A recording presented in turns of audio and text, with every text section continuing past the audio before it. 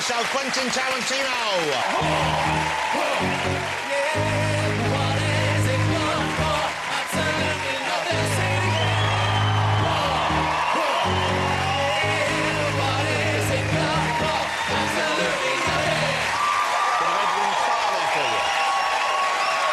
Good to have you. The auteur takes the bow. How are you? Looking great. A different thing. Correcto mundo. Okay. Now, I have a bone to pick with you. I'm sorry I have to chastise Mr. Tarantino for something he does in his film, because you have a great ear for music in film. I know that when Reservoir Dogs first came out, everyone said, wow, what an incredible soundtrack. And it kind of turned people on to soundtracks in a whole new generation. In this, you use a lot of, it's not found music, but it's music from other films. Yeah. Classic music from some obscure, some well-known movies. And I don't understand why you do that. Because for me personally, it sometimes takes me out of the film. Really? I'm watching the movie and I'm enjoying it, I'm loving your film, and then suddenly it's a bit and I'm thinking, hold on, that's from Battle for Algiers. Yeah. And there's another thing and I think, hold on, that's from The Alamo. Yeah. You know, and there's little snatches of music I recognise from other movies. And so I start playing Spot the Music rather than enjoying The Inglourious Bastards. So now, is that not a concern for you? And why not just get a new soundtrack made for it, a new piece of music composed? Well, one, it's not a concern, or I would be concerned about it. Well, I think you should be. I really think you should be. Yeah, I don't have a problem with that myself. Well, I do. Right, that's what I'm trying to say to you. And I want you to stop doing it. Yeah. Well, let me actually answer the reason why I don't. Just say I'm right.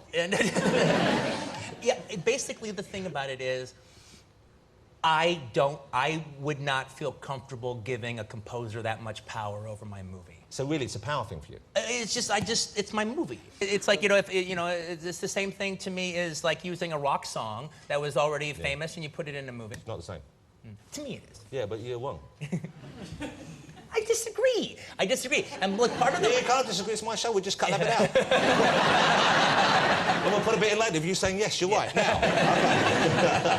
Okay, no. We're getting to have a question where I say that. Okay, now, great cast in the film. Great cast and terrific performances from some people you would expect. Brad Pitt is tremendous. Yeah, I think he's great in it, too. Took you a long while to get around to Brad. I'm sure you knew about him. He must have known about you.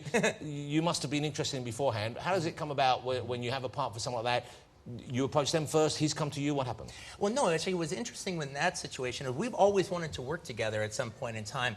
But the truth of the matter is, I think you know, I don't really work like that insofar as it's about the character. It's got to be the right fit of the character. Yeah. So I'm always waiting for that to rise up. And so what happened was, I'm like writing the script, and I get about halfway into it. And I start to now think, well, who could possibly play this role? And then I'm like, oh, actually, Brad Pitt would be really good in this. So I continue writing a little bit more, and then I'm like, Brad Pitt would be effing awesome, all right, in this. And then by the time I get to the end of it, it's like, okay, now I'm screwed. I have to get Brad Pitt, or it's just not going to work. I don't have a fallback chance. And he's one of the biggest stars on the planet Earth. And not only that, it's not like I can wait for him. I'm going to go into production right away. Yeah. So what are the chances to be able to get him? He lives on a vineyard in France. So then I hopped on a plane to go and talk to him about it. Does he live in France? I thought he lives in America. No, he lives in France. Yeah. I think he just tells you that. Yeah. And so he goes over. I go over. And well, since he lives on a vineyard, and they actually make really nice... Doesn't live on a vineyard. Rosé. They make really nice rosé there.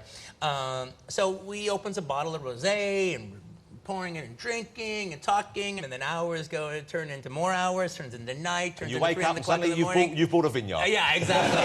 Well, actually, the thing about it is we woke up, and then Brad counted... In bed with each other. Well, counted the bottles, and there were 8 empty rosé bottles. Wow. And then you look up, and there's Angelina going, another one, Brad? You brought another one home? Another director? But he's great.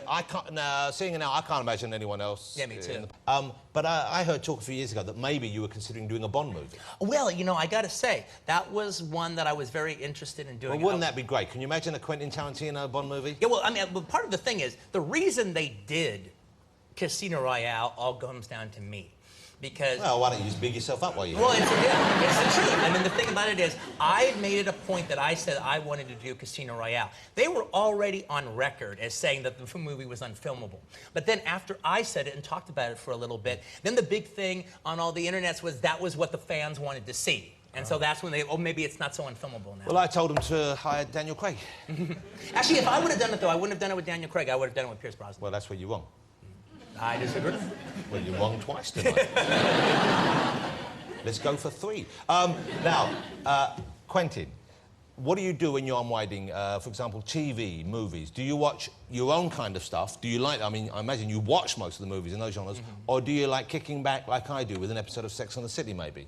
Or an episode of Big Brother, you know, like trashy TV? Do you turn your mind off with that kind of stuff? Do you like those sort of things? Well, I have to say, when it is, you know, when I watch, actually, for lack of a better word, trashy TV the most, is kind of like a normal person as far as usually when I'm editing, because I've been working all day, and then I get home at night, and maybe I don't want to watch a movie, I just want to just veg on the television and just see whatever sitcom is on. That's when I kind of catch up with the normal television. Do you like girly movies, though? Would you ever wind up, do you think you could see yourself writing a romance, a romantic comedy, that kind of thing? Well, you know, it's funny, actually, romantic comedies, kind of, you know, these rom-coms get a bad rap, but actually I've been a fan of romantic comedies since the 30s. You know, and they usually work on wordplay and everything like that, so I actually think I'd be really good at it. Like, for instance, it is a guilty pleasure, all right? You know, I used to find it hard to actually go to the movies by myself. You want to have a date with you just so you have an excuse to go. But having said that, I actually watched when Sandra Bullock was on the show a few weeks ago, and I actually thought The Proposal was a very funny movie. Yeah, yeah. So you like that kind of thing. Now, do you go and see that? They're funny, yeah. Would you go and see that? No, here's the thing. On a date? You have to be on a date for that kind of thing? Well, no, I actually went and saw that one by myself, but you feel better about yourself if you see it on a date. All right, yeah.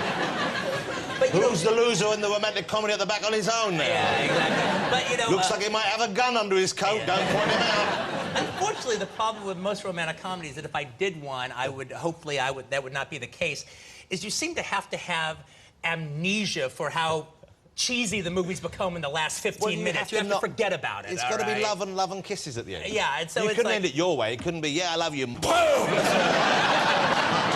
Never say never. No, boom. Okay, we have, you know, I have people who help me on the show doing research and stuff, and I found out that some stuff I didn't know about you. For example, apparently, Reservoir Dogs was initially going to be called Righteous Colours. No, it wasn't. And, well, this is what I've been told. Pulp Fiction was initially going to be called Blunt Justice. So these were different titles for the film. Blunt Justice? So, no. I've never heard of that title in my life. I wasn't the okay. The other thing I was told was the John Travolta role, which was great to see Travolta back, and what a great comeback performance. But initially, that role you were thinking of offering to the British comedian Ronnie Corbett. You heard wrong. I'm sorry. You know, I hate because I get given this information, and it's embarrassing. You got taken, yeah. Pete, who did this? Pete did this. Pete, it was Pete. Pete, are you here? There's Pete. Pete, come here, Pete. Pete's the researcher who did this. Pete, you said to me you checked out, because I said to you I didn't think that was true, and you said you looked on where did you look for this information? Wikipedia. Right, and that's as good, and you didn't double check it anywhere? Well, it's the internet, they sort of knows everything. It's but not wrong. I've told you before, you've got to double check stuff, because I've got Quentin here now, and it's embarrassing for me, and I'm sorry, Quentin, for embarrassing this way.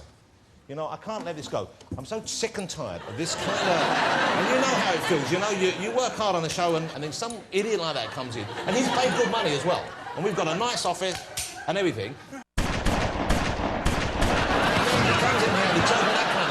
It's embarrassing to me in front of you, so I apologise for the... It's okay. It's okay. I don't want you to think that's how we won this situation. No, I'm glad you took care of business. It's shoddy. It's shoddy. Okay, Quentin, I love having you on the show, and I'm a fan of your work, and it's great to see you. Well, if you like having me on the show, can I just say one thing? What? Okay, I have to say, I feel very honored that the Poofs are wearing my shirt. I know that is a high honor. I like the way you say the Poofs. The Poofs. However, if you like me so much, what do I have to do to rate having my face in one of the bubbles at the beginning, all right? I mean, Russell Brand made it, but I just still have it. I think you were in early on in the series, and then you made Death Proof, and I didn't like it as much, so we took it off. Yeah, all right. Okay, so... But now you're back. You can be back out there. Okay, the big guy's back, all right. Ladies and gentlemen, the one and only Mr. Quentin Tarantino. Fabulous. Thanks, man. Thank you so much. Great stuff. Thank you. Quentin Tarantino, ladies and gentlemen.